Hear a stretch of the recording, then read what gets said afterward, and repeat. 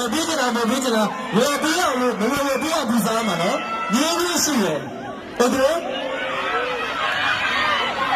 အဲ့ဆိုရင် 3 2 1 action ဒီကဆိုင်ရရှိရလို့ချင်းနဲ့都点问我的呢。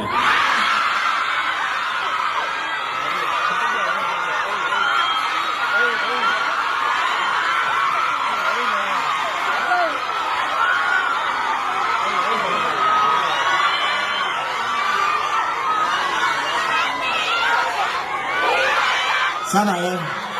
ဘာပဲပုံပုံဒီတာပြန်ဝတ်ဆိုရတယ်စကားတခု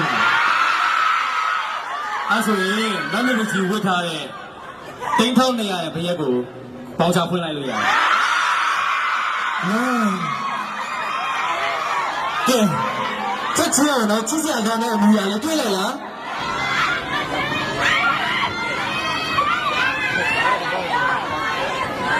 ကဲချစ်တဲ့ကောင်လေးပါချစ်တဲ့ကောင်လေးကျော်ကိုကျွန်တော်လိုချင်နေတဲ့ຢာတခုရှိတယ်အဲ့ဒါဝယ်ပေးပါလားနင်းလေးတောင်ရှော့ရင်ဝယ်ပေးမယ်ဒီကတော့ကြားမလျှော့နိုင်ဘူးဝယ်ပေးမလားမဝယ်ပေးဘူးလားတခုလည်းပြောလိုက်ပါမဝယ်ပေးဘူးစစ်စစ်ချုပ်ပြပါတော့ချုပ်ပါတော့လို့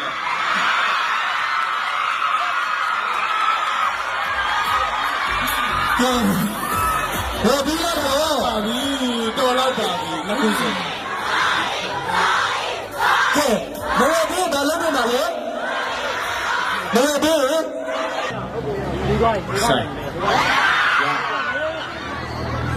တီးရမှာကျွန်တော်ကြိုက်နေလက်စုံလေးတစ်ခုရှိတယ်ဈေးမင်းနဲ့ဝင်လိုက်တော့